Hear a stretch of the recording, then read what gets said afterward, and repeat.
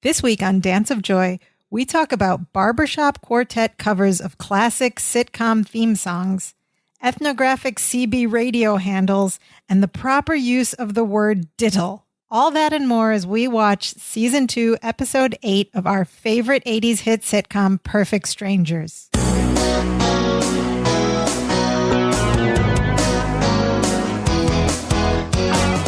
Hello, and welcome to Dance of Joy, a Perfect Strangers rewatch podcast. My name is Sophia Javed, and joining me today is my co-host and my brother. What's up, Imran? Who's a cute little Perfect Strangers fan? Who's a cute little podcast listener?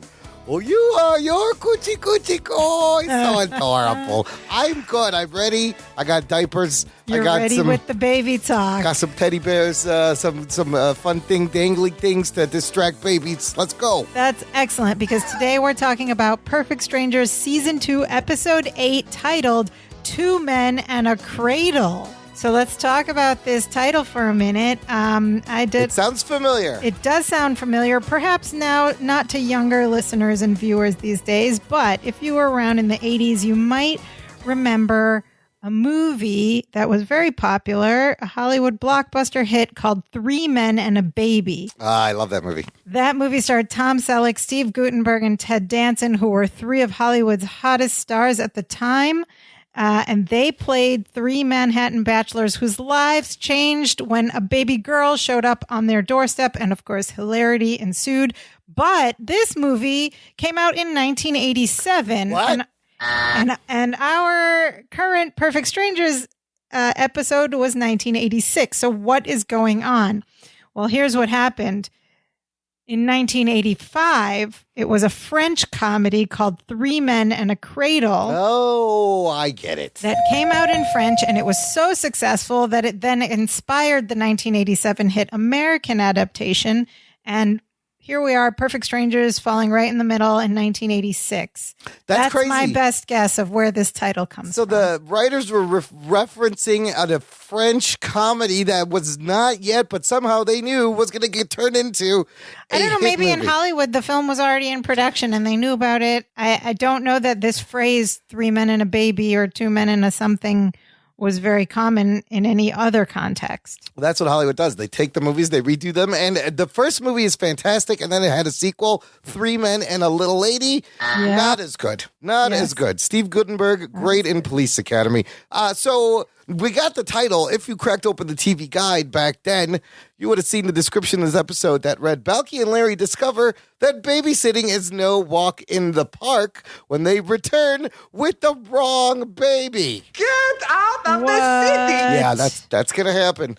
That's going to happen. Of course, Perfect Strangers starring Bronson Pinchot, Mark Lynn Baker. And like you said, Sophia, this original episode aired November 19th, 1986, in between the two movies of Cradles and Men and Babies.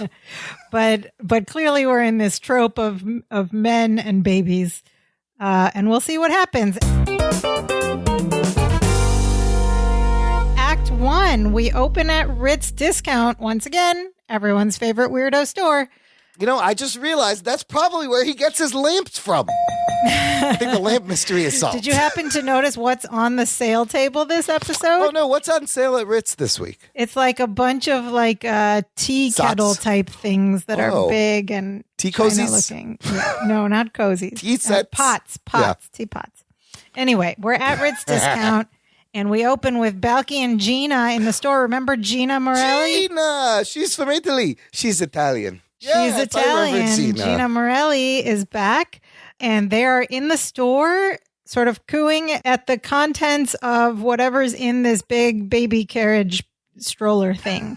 And that, of course, is Gina's baby, Frankie. Oh, my God. Frankie from episode 1 of this season, who was born in the backseat of Larry's car.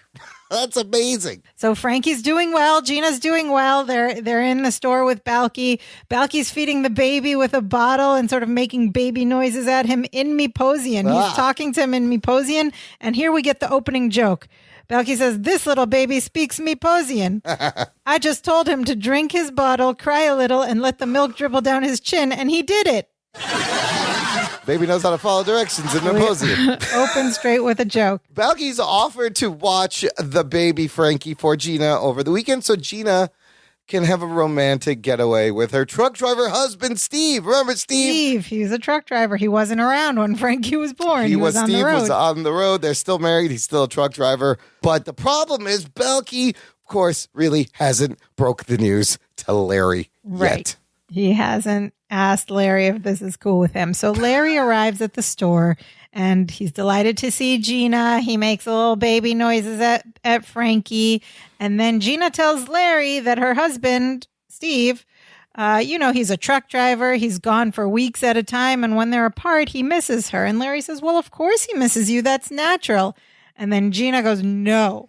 I mean, he really misses me with a very pronounced nod of her head. What are we talking about? I don't know. Exactly. Balky probably was thinking that. Balky suggests that Gina and Steve should have some time alone away from the baby.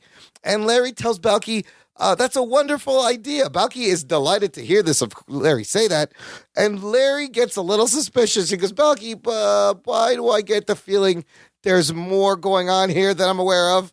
And then Balky comes back with a flipped Miposian phrase going, boy, can't pull the wool over your nose.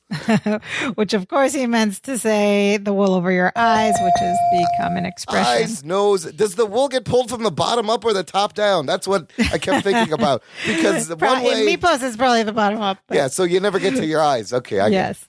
So then Balky casually suggests that maybe he and Larry could take the baby sometime so that Gina and Steve can be alone. And Larry is remarkably calm and cool. And he's like, that's no problem at all. And we're wondering, the viewers are wondering, why is he so cool about this? And then he continues and he tells Gina, sometime next summer, you and Steve should plan a romantic evening. And then he says, oh, what the heck? Make it a weekend. And he offers for Balky and Larry, for himself and Balky to take care of little Frankie. And Balky says, oh, what the heck? How about we take him right now? Oh, no, boy. And just like that, Larry flips back to his flustered, frantic, panicky self. And he says, now? Well, I'm sure Gina needs time to make plans. Nope. Gina goes, the plans are made. She's going with Steve on a weekend run to Philadelphia. Larry, of course, continues to be flustered, and Gina speaks over him rapidly, quickly, hands Larry a packed diaper bag. She goes, don't worry, everything you need is in this bag. Balky has all the instructions, and if they need to reach her, they can get her on Steve's CB radio. Oh, boy. His handle is the Italian Stallion. So I'm confused. I thought she married you ever met an Italian named Steve was American and a truck driver. But maybe he's Italian. I guess he's Italian. He could be Italian-American and named Steve. He could be, yeah. So maybe that's why. Also, do they have a CB radio they can use to contact them? I'm not sure. I mean, that they in do. 1986, do Balky and Larry have a radio? Yeah, probably not. Did she leave but him a in radio? 1986, probably this word handle was probably only used in the context of CB radio. Now we use it all the time. Twitter handle, Instagram handle, etc. Yeah, there was no social media. The handle was only on CB radios. So anyway, Gina's rapidly talking. She's like spitting out instructions. She shoves the diaper bag at Larry. Larry's consistently trying to be like, but wait, but no, but what? And she keeps talking. And before you know it, Gina is kissing the baby, and she and Balky are exchanging chows and other Italian mutterings. Who knew Balky knows Italian? They're like, ciao, ciao, bella, ciao. And then Bellissima. Boom, she's out the door. And Larry is left holding this diaper bag and like, what? He turns to Balky, and now we get a line that's flipped. He's got this very sour look on his face. He goes, you tricked me. Right. That's usually what Balky says to Larry. He didn't use the third person, though. He goes, you tricked me. Balky says he knows he's in trouble with Larry. He picks up the baby from the stroller to defend himself. And Balky goes, now, cousin, little Frankie is watching. You don't want to have a nervous breakdance. I love that. I love that. Nervous breakdance. Breakdance. I love the image of what a nervous breakdance would look like. Just imagine Larry starting to like backspin and pop and lock with his butt out. Right. No, I'm having a nervous breakdance, Balky. And of course, Balky means to say nervous breakdown, but it's very funny. I think I'm going to use nervous breakdance. The two very quick nervous breakdance and can't pull the wool over your nose. And then a hilarious moment provided by none other than early Sabella as Twinkassetti. Twinkasetti enters the shop. This is so funny. This is great. And he walks in, and what does he see? He sees Larry holding a diaper bag and Balky holding a baby and like bouncing this baby. And just as he walks in, Larry is saying to Balky, this is a decision we both should have made. And Larry looks at Balky, then he looks at Twinkasetti, and he opens his mouth to try to explain. And Twinkasetti holds up his hand to stop him, and he says, I don't know how you did it. And I don't want to know. And he rolls his eyes and he walks away. Killer, one line. Twinkie's got one line, and it's just he shows up at the wrong moment. It's so funny. We cut to the next scene later in the apartment. Larry's on the couch reading a book, completely uninterested in the baby, and Balky is cradling the baby. And he puts the baby in the stroller and asks Larry if he'll watch the baby while he leaves the apartment real quick to grab the laundry. And of course, Larry is annoyed. He goes, watching the baby is not my job. I have a life, you know. But he's just reading a book sitting there, of course, and wearing red again. You notice his red, bright red sweater. He wears red a lot. Yeah. And Larry, what they're setting up here is that Larry is upset with Balky because Larry did not sign off on this. And he's like, Balky's in over his head. I'm not going to help him. He agreed to take care of the baby. I didn't agree to this. So Balky leaves. He runs out to go get as fast as he can. And as soon as he's gone, Frankie starts making these adorable baby noises from inside his carriage. And Larry looks over at the stroller and he tells Frankie, it's not going to work. Balky is the one who made a promise to your mother, and he's the one who's going to keep it. So he's determined, right, to make Balky do all the babysitting work. But Frankie continues and makes more adorable baby noises. Oh my God. In 2020 reference, he is making Baby Yoda cooing noises. That's what I thought of right away. Yoda it's like noises. the little baby's making Baby Yoda noises. It's adorable. And Larry again speaks to Frankie and he says, I know what you're trying to do. You think if you do something adorable, I'll melt. Well, you can forget it. But Frankie keeps making more baby noises. And guess what? Larry starts to melt. Then we see Larry kind of smile and he turns all sweet. He's like, now, come on, cut that out.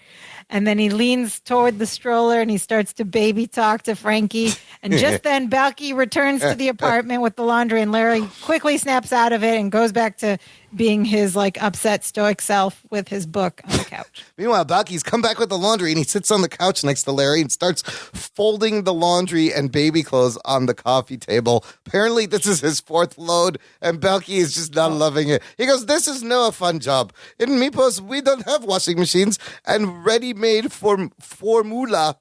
But at least we have diapers that don't fall apart when you wash them, as he's holding up a disposable diaper that has been through the washing machine and it's fallen apart and it's all cotton and plastic. Ew, he washed everything with poop in it. Yeah, that's gross. It's very gross. All the other clothes got all poopy. Larry then explains to Balky that disposable diapers are meant to be thrown away, quote, after the baby goes boom, boom. Boom, boom. And so he's explaining disposable diapers, then you use a new one after, and Balky says, this is all very complicated and tiring. And Larry says, well, I hope you're learning a lesson in all this. And Balky goes with a sigh, he says, are you going to talk down to me now? So they've learned each other's patterns. Balky knows what's coming. And Larry goes, yes, I am. Yeah, this isn't the first time they've had that exchange where he goes, oh, is this the part where you talk down to me, cousin? Larry goes, yes. Yes. So Larry goes into this teaching mode, this like, let me teach Balky about things mode. And he says he has a lot more experience with babies than Balky does. And Balky says, well, of course you do. Your mama had 9 of them. 9. She did. He has 8 siblings. And he always had to help with the other siblings because he was one of the older ones. So Larry knows that there is more to taking care of a baby than holding it and letting it coo at you. And he tells Balky that he should have known that too. And he tells Balky, you take responsibility too lightly. And he makes Balky repeat it and say it. And Balky says, I take responsibility too lightly. After which Larry then agrees to help Balky, and Balky is very happy about that. I noticed Bronson in this part, it looked like he was about to crack. He had a look on his face because Mark Linn-Baker was so straight. And, there's a few times Balky's in this episode that they're both about to crack. But now it's time to feed the baby, and Larry has more advice for Balky. He goes, now, Balky, when you burp little Frankie later, you'll want to put a towel on your shoulder so he doesn't diddle on your shirt. And I love that word, dittle. The way he pronounced Diddle. He dittle on says it his with a shirt. hard T, very officially. It Diddle. sounds like a dirty word, So he doesn't first of all. diddle on your shirt. And Balky goes, cousin, you're a genius. Why you don't tell me this 4 shirts ago? 5 shirts ago. 5 shirts ago. This is perhaps my favorite scene of this episode coming up. Larry heads to the kitchen. He's like, and he says, is that his bottle? And Balky says, well, it's not mine. And does that whole like slapping his leg and laughter at his own joke. Larry starts to mansplain and teach again about preparing bottles and making sure the temperature of the milk is just right. And as he's talking, he grabs the bottle and he walks back to the living room. And Balky tries to interrupt him to say something. But of course, Larry is in his mansplaining teaching mode. So he keeps talking over him.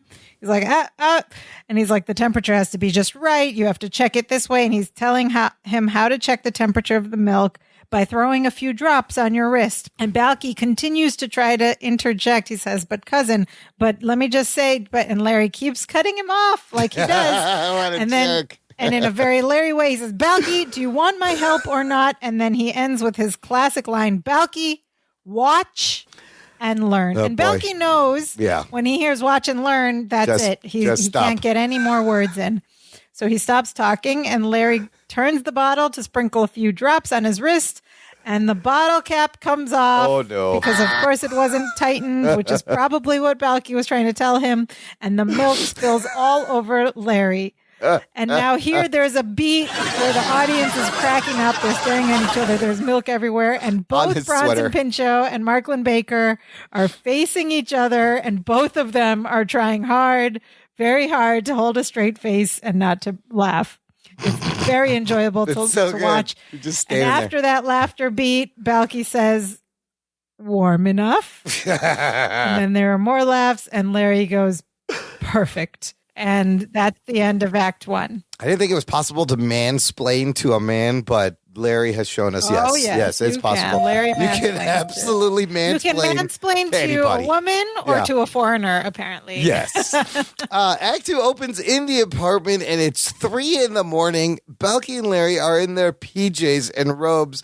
Balky is passed out on the couch, and Larry is in the chair by the fireplace, looking weary and annoyed and rocking the baby cradle. Baby Frankie is not going down easy. He's still awake crying. He's screaming. Crying. Larry gets up. He goes to the couch. He wakes Balky up. He says, it's your turn. And they switch places. Larry lies down on the couch while Balky gets up to tend to the baby. And they're both kind of like at a loss for what to do. Balky says the baby's not hungry. He's not wet, but why won't he sleep? Why does he keep crying? He picks up the baby and he like paces around rocking the baby. And he says, how do parents live through this? And Larry says, very upset. Great line. This is a great line. Larry is very annoyed. He says, I'll tell you how. They get a couple of jerks to take their baby off their hands. At which point the audience cracks up and Larry continues, let me amend that. They get one jerk to trick a bigger jerk into taking a baby off their hands. Jerks. So Larry's feeling like a jerk. He thinks Balky's a jerk. He's blaming Balky and says that Balky should have known that they couldn't handle this kind of responsibility.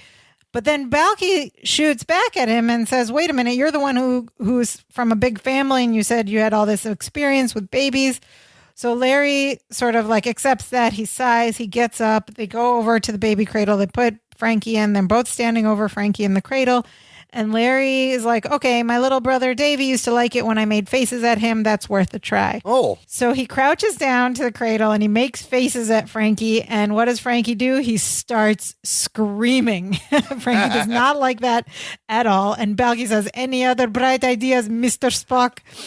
Which is another great Balkyism. He is confusing Dr. Spock with Mr. Spock. Wait, who's Mr. Spock? I thought he just got Dr. Spock. Or I know Spock from Star Trek. Well, who's the Mr. Spock? No, Mr. Spock is Spock from Star Trek, which is a fictional Vulcan character originally played by Leonard Nimoy. Dr. Spock is Benjamin Spock, the first pediatrician to study psychoanalysis to try to understand children's needs and family dynamics. He was a very popular baby doctor. He put out this book in the I don't know what date, but it was for many decades. It was the It was a very popular child rearing, baby rearing book. I wonder if Gene Roddenberry named Leonard Nimoy Spock after Dr. Benjamin Spock. That's it. I did not know about that Benjamin Spock. I don't know of that connection, but definitely this line by Balky is a conflation of Dr. Spock, the baby doctor, and Mr. Spock. And then Larry suddenly has a light bulb moment as he realizes they've overlooked the simplest solution of all. Balky goes, well, of course we have. Don't be ridiculous. What is it? And Larry says, use your head. Since the beginning of time, what have mothers done to calm down cranky babies?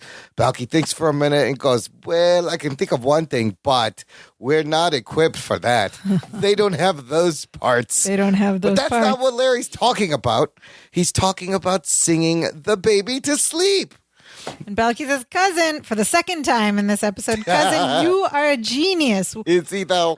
What should we sing? And for Larry, it's a no-brainer. He just starts singing very beautifully and very melodically. Larry's got a beautiful singing voice. He starts singing Rockabye Baby on the treetop.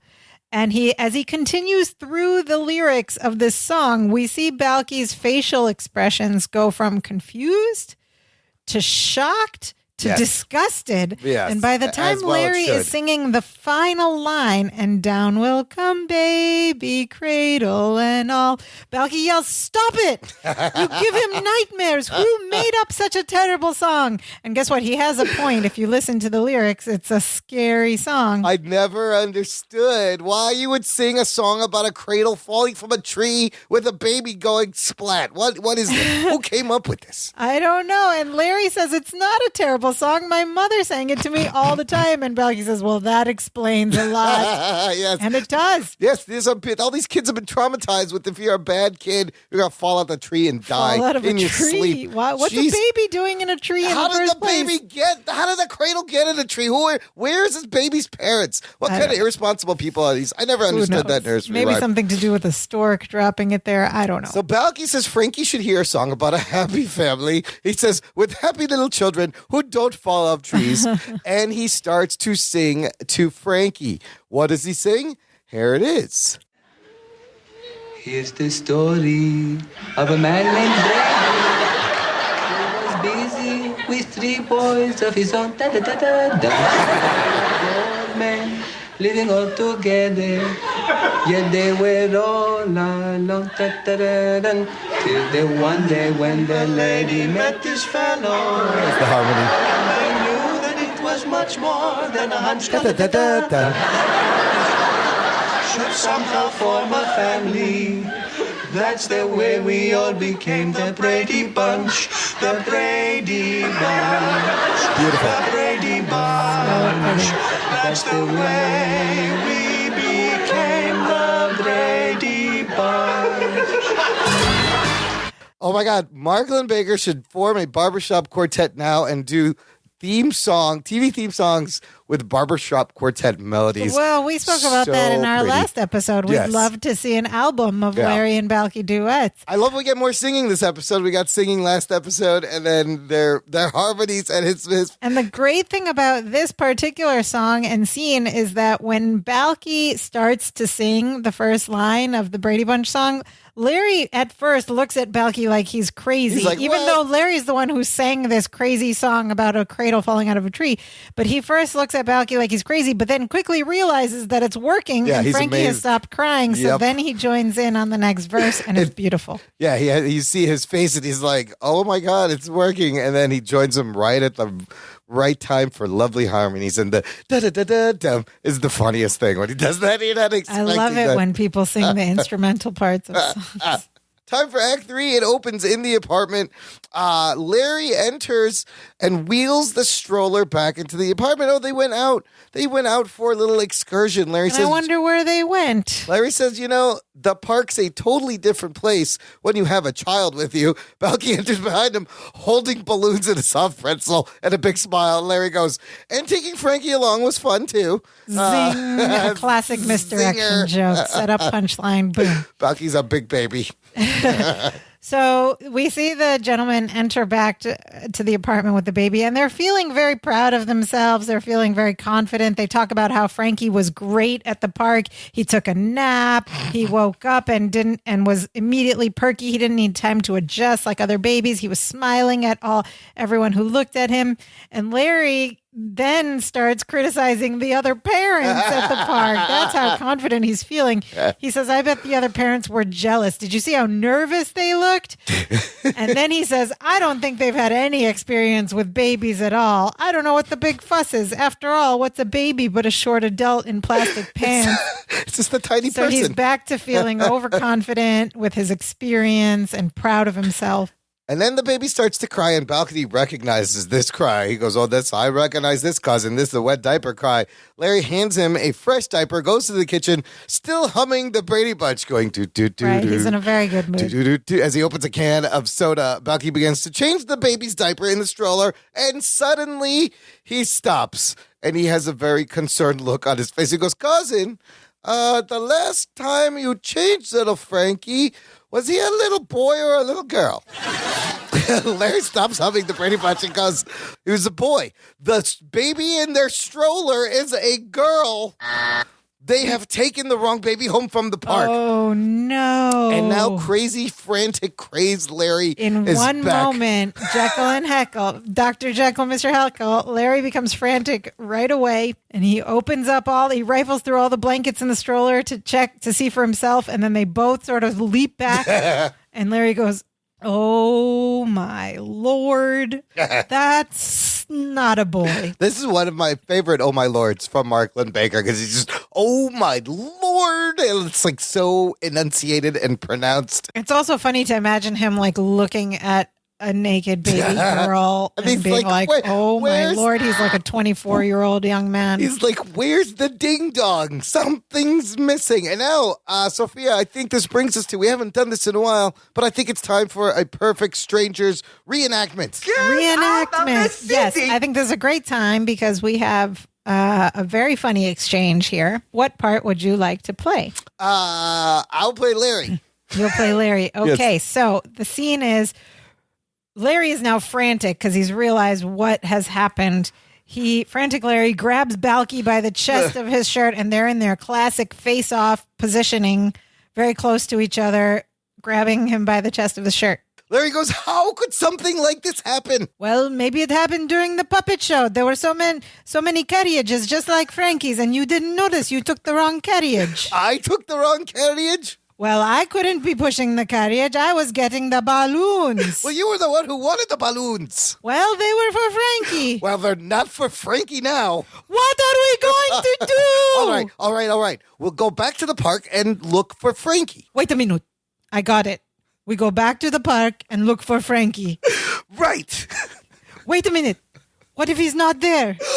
Oh, my God. What if he's not there? And scene. Oh my God, they're so good together. They're so crazy, and Balky gets just as crazy as Larry. You don't see that. There's a few things I love about this exchange that we probably didn't do it justice, but I love that when Larry mimics Balky's pronunciation on carriage words, and balloons. carriage, balloons, and then here we have another thing. Well, the second thing is Balky screams, "What are we going to do?" And in that moment, Balky, for a split moment, he's usually the calm one. Yeah. He is just as frantic as Larry, and he's like screaming. He's panicked. And then I love that they come up with the same ideas and repeat that twice. Yeah. Well, they're so frantic, they're not even listening to each other. So they're both frantic now. They're like, we have the wrong baby. And naturally, who wouldn't be frantic if you came home with the wrong baby? This is not good. Gina is going to come back and you don't have Frankie. They both run out of the apartment door, but they're not thinking because they're frantic. So they run back in because they forgot the baby. They grab the stroller. They run out again. They run back in because they forgot to close the door. They leave a third time. Oh my God. They're everywhere. And we cut to the next scene as Balky and Larry return to the apartment with the stroller. And you could tell by the look on their faces, they did not have any luck. No, they're looking very tired and defeated. The first line is Larry going, I can't believe we couldn't find Frankie. And the second line is Balky going, I can't believe Gina's going to be here any minute and we have to tell her They told everyone at the park. They said they called the police and the newspapers. Larry is panicking. Balky is now trying to remain calm, and Balky has some sense. He says, the people who took Frankie by mistake will realize they made a mistake and they'll bring him back here, which calms down Larry for a minute, but then Balky ruins it going, unless they're the ones that own the Winnebago we saw at the park. They could be halfway across the state before they realize they took the wrong baby, and Larry is back to frantic and panicked. Panicked Larry is the best. Again, he grabs Balky by the shirt. He says, we have to get Frankie back before Gina gets here. And then there's a knock on the door, and they both freeze and look at each other, and they both in unison yell, Gina! But Larry wants to pretend they're not there. He goes, in a little while, she'll go away, and in a couple of days, we'll call her and tell her to come and get Frankie. But Balky, of course, wants to do the right thing. Of course. Balky's like, are you kidding? We have to tell Gina the truth. We have to tell her the truth. Larry's like, are you crazy? Larry does not want to tell Gina. They lost her baby. Yeah, how do you tell someone you lost their baby? No, that's hard. And but I can understand Larry's point of view, too. It's like, yeah, I kind of feel for Larry on this for one. a second. The knocking continues, and we hear Gina from the door going, hello, anybody home? And then we have this brilliant bit of physical comedy where as they're standing, Larry is closer to the door and Balky is further from the door. They're facing each other.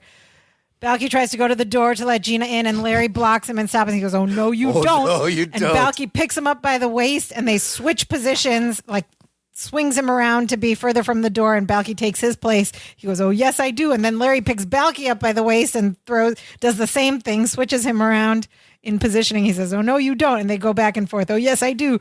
Then Balky just makes a break for the door, and Larry bear hugs him from behind, wrapping his arms. And then Balky just keeps walking and basically drags Larry on his back toward the door. He says, cousin, I have to open the door. And Larry's going, no, no, no, no.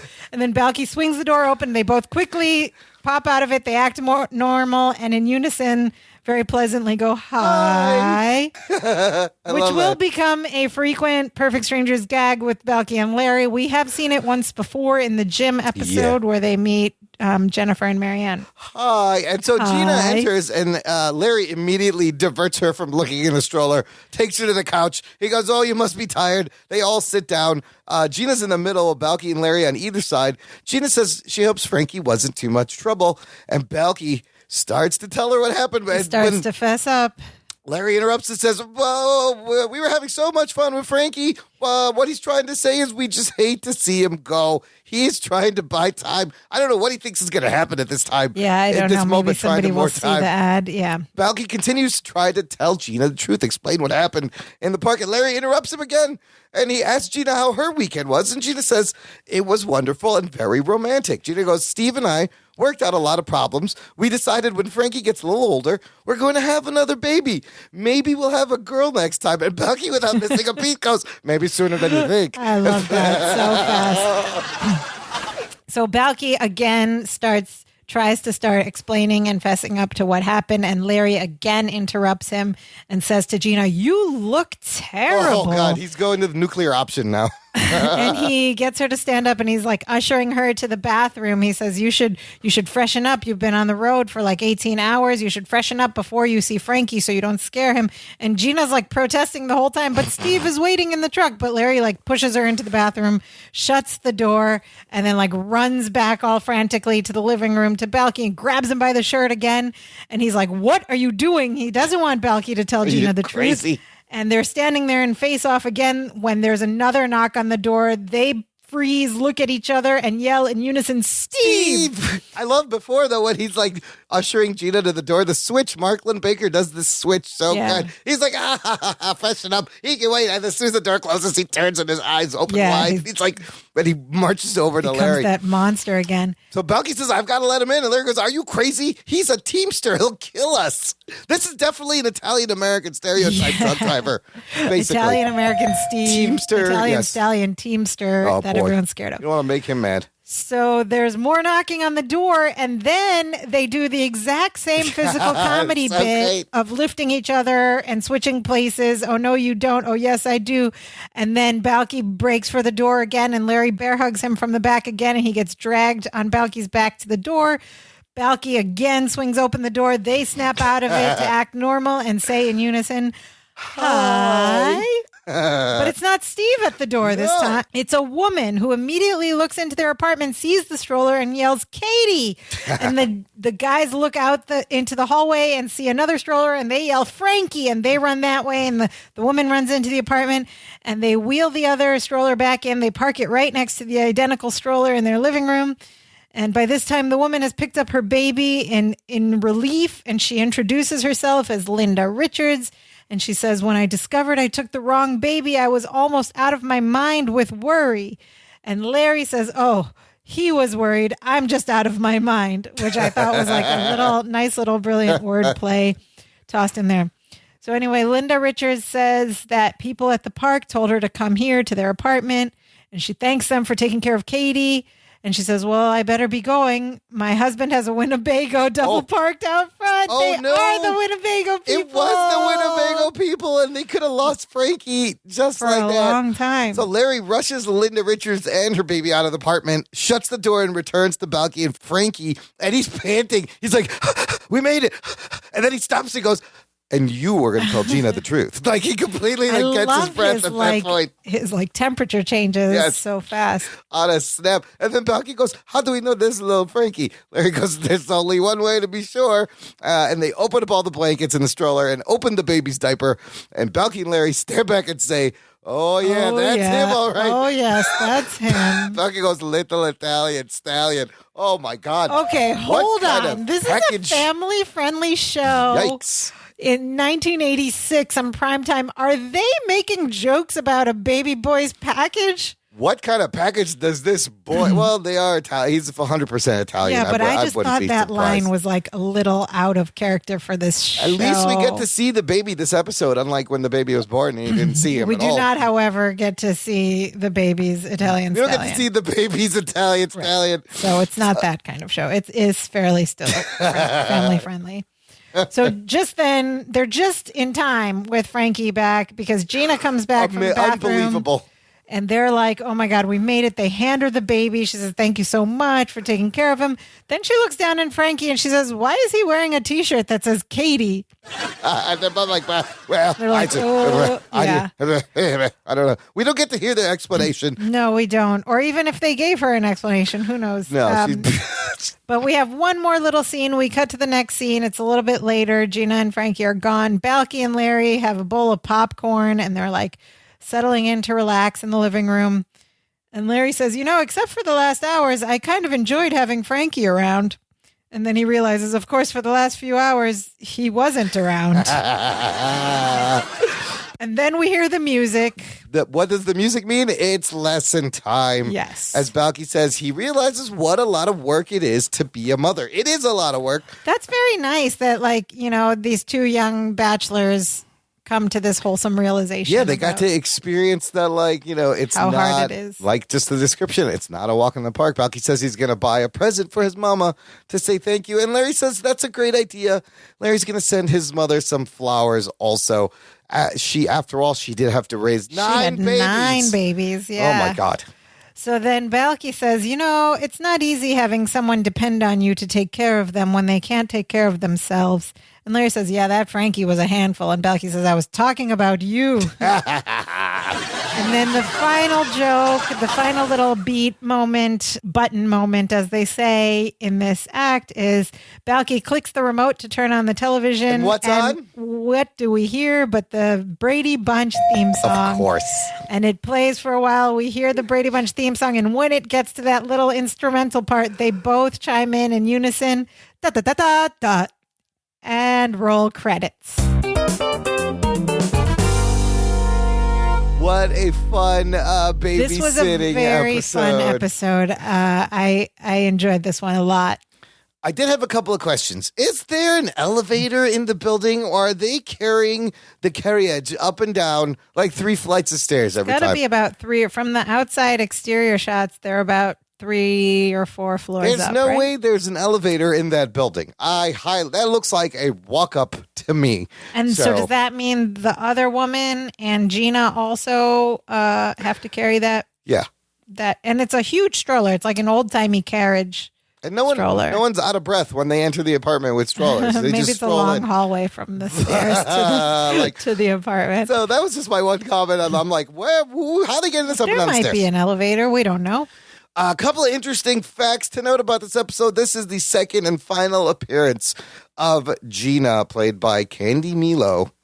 And, at least we get to find out the baby's name is Frankie, and we're never going to get to see Steve. So you could just imagine. I wonder who played the baby Frankie and where that baby is now. Oh, where is that baby now? This baby's like 35 years old now, okay, probably. We'll have that answer for you next episode. I was a baby double. It's usually like twins or triples. I didn't think to look up the baby actor. And, we also find out that Gina is, still happily married to Steve, who's never around. So I don't know why she stays with him, but apparently he loves her. But I got a pretty good picture of Steve, the Italian-American Teamster truck driver that you don't know. I'm sure he's buff and he's got tattoos. With the handle Italian Stallion. Yeah, Italian Stallion. The other interesting thing is in the episode, Larry tells a story about his childhood, about his siblings by name. When he's telling Balky that he had to help out taking care of the babies. What was the line? He goes, Larry, help Billy with his homework. Larry, let Elaine tie you up. And then Ducky goes,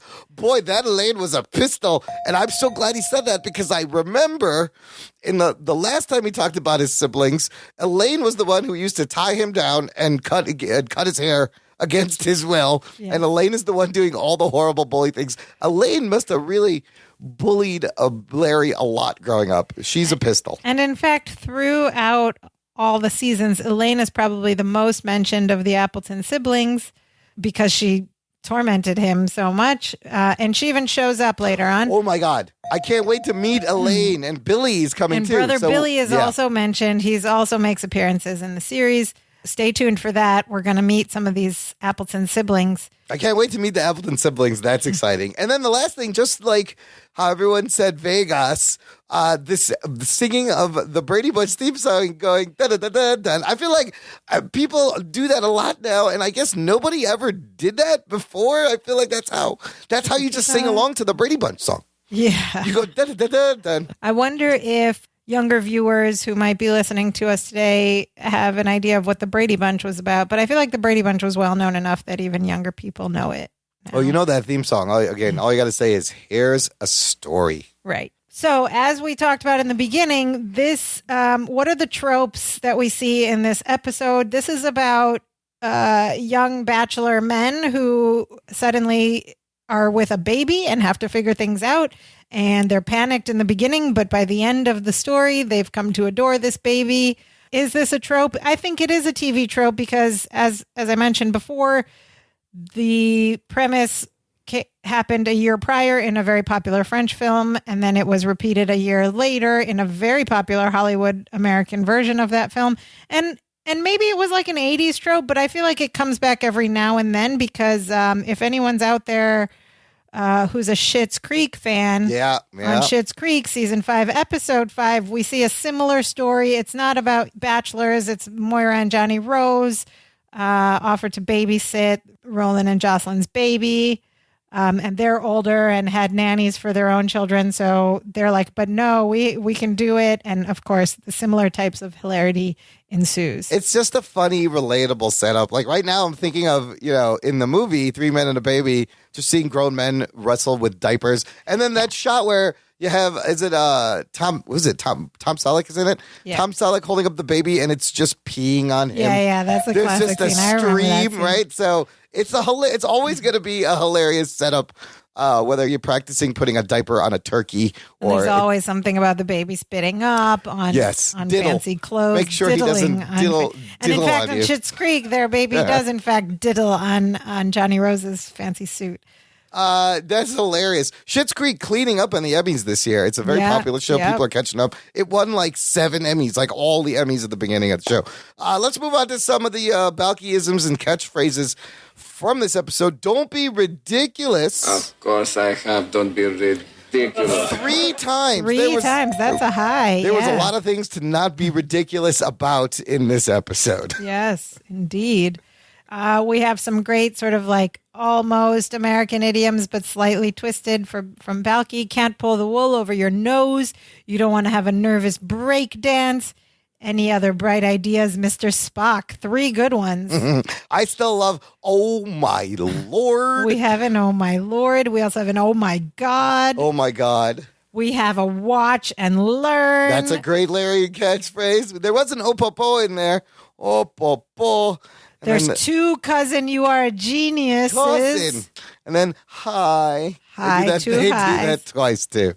Anyway, great. That's maybe why we enjoyed this episode so much. There was so much like classic Chock full. isms. And then other running gags. Balky laughing at his own joke. Balky trying to warn Larry about something, but Larry not letting him talk and having things spill all over him when Balky was right. And then Larry grabbing Balky by the shirt. And then this one is where I guess neither one of them knew what was going on. Balky, in terms of the lesson they both learned. They both learned that Yeah. mothers should be appreciated. Okay, that brings us to the segment in our show called Perfect Strangers Today, which is where we talk about if this story happened today, how would things be different? What do you think? Well, the first thing I thought of is like these high-end strollers. They probably come with GPS devices. Like you'd never lose your baby. Look, all I know is we have 2 dogs, right? Golden retrievers. They are microchipped. If anybody finds them, you scan the chip, our number shows up. Why don't they put this in kids? Why don't they microchip babies? Everybody should be Okay, not the baby, but maybe the stroller. I was looking up high-end strollers, and I found one. Gina, if this happened today, Gina would love this stroller. It is an Italian Fendi stroller. It's $2,890. Oh my Lord. Exactly. Oh my. This is, Who you don't want to buys lose. this? I don't know. You don't want to lose this Fendi. And it just looks like a normal stroller. It's almost $3,000. Yeah, I mean, I agree with you. I would hesitate to say that anybody could lose a baby these days unless they were trying to lose it, but not accidentally, right? You know what? That's funny. That reminds me of, how we're talking about the nursery rhymes where that was so scary. And you ever thought about Hansel and Gretel? All the Hansel and Gretel stories? So scary. They end up in an oven. Listen, every story about Almost. Hansel and Gretel was about their parents trying to ditch them in the forest. And then a witch tries to cook them. But there's multiple stories, especially Hansel. They did not like Hansel. Yeah. I have a complete Brothers Grimm fairy tale book. There's multiple stories of them trying to get rid of Hansel, and he always comes back. Another thing I thought of for Perfect Strangers today is about the diapers, right? Remember when Balky put the disposable diapers in the wash?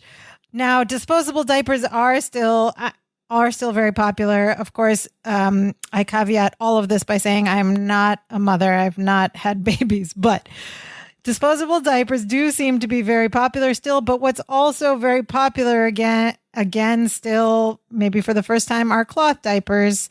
Because they're, of course, more eco-friendly. So all the hipsters out there are using cloth diapers. So Balky, would be a little bit in good company with his Moposian customs of cloth diapers. You know how disposable diapers still around? They're in all the landfills. Just check out your landfill and you'll see them. But what are you going to do? And also, do they even have diapers on Meepos? Or they just put like lamb's skin on the baby until it can walk around naked? And then when they were singing the Brady Bunch song, that it reminded me of an annoying modern day kid song that has swept the nation and annoyed everyone. Baby Shark, do do do do do do do. How does that go? What is that? How does that go?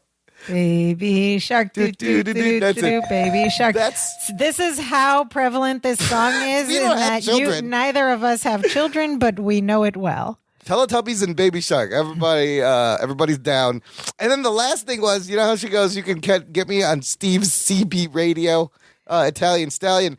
These days, she would like Facebook message video call in, and they would have to and if they weren't where they're supposed to be, they could do like fake backgrounds and pretend the baby's there. They would be checking. There would be multiple ways I would think there'd be multiple ways to like constantly check in. You could call, you could video chat. But then again, Steve and Gina were on a romantic weekend away. So they didn't want to be constantly checking. But I don't know. I like to think if this, like in the real world, they wouldn't so easily hand over a very small baby who must be only like a few months. That was my other question. You just two young dudes and be like, yeah, you want to watch our like 3-month-old baby while we go off on a romantic weekend? What do parents do now? You leave your kid with random teenagers.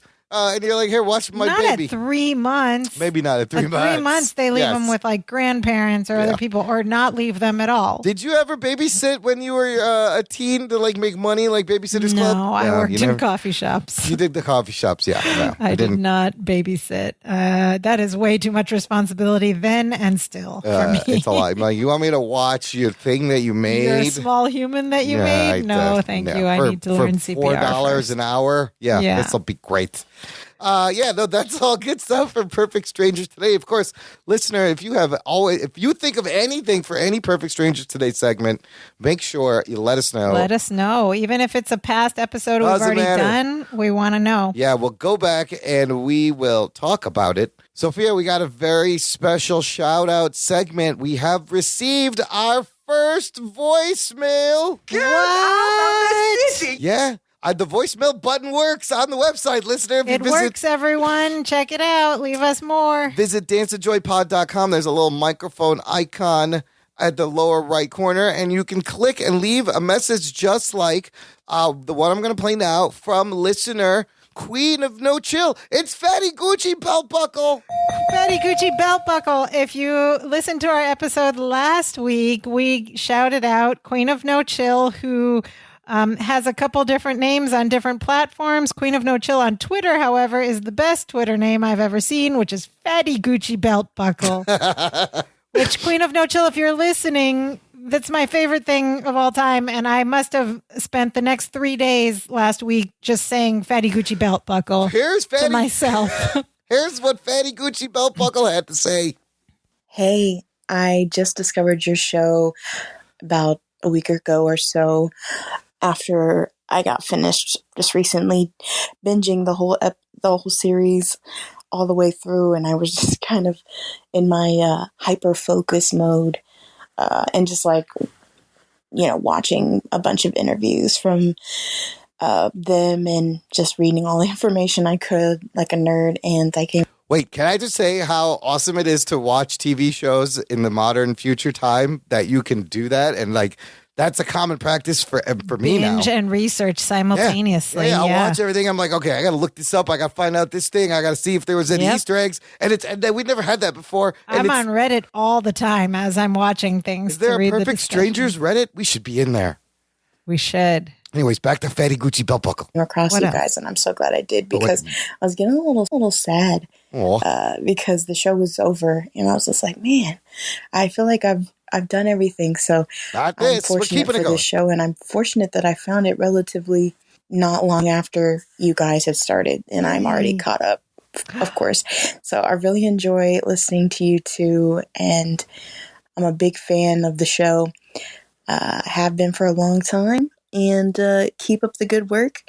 And, this is Spencer. All right.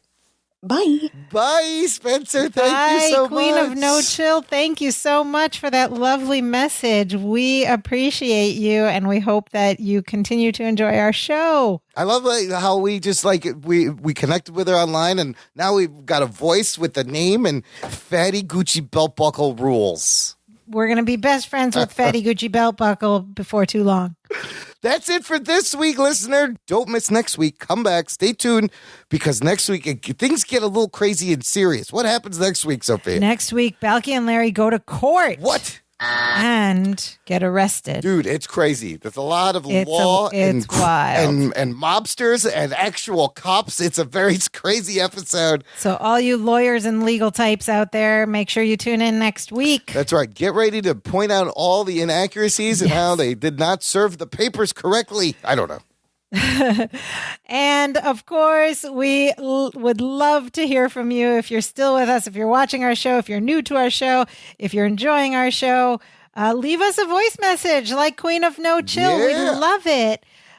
You can find all of our links of all of our for all the podcast apps and subscriptions on danceofjoypod.com. That's also where you can find the button to press to leave us a voice message. Our email address is also there, danceofjoypod@gmail.com, if you'd prefer to write to us with written words. And most importantly, listeners, share this show with your friends, your family members, your cats, your dogs, your pets, whoever you run into. Social media followers. Listen, the mailman comes up, you leave a little perfect stranger's gift for him, tell him to listen. I don't know. We just need listeners. Everybody turn them on. And followers on social media. We're on Facebook, Twitter, and Instagram. All our handle. We're not on the CB, though. We're not on the CB radio. What's our handle? Yes, our handle on CB radio. Our handle on not CB, but Facebook, Twitter, and IG is at Dance of Joy Pod across all socials. Thank you for listening. Join us again next week. And now we are so happy we do the dance of joy. Hey, hey, hey, hey, hey, hey, hey, hey, hey.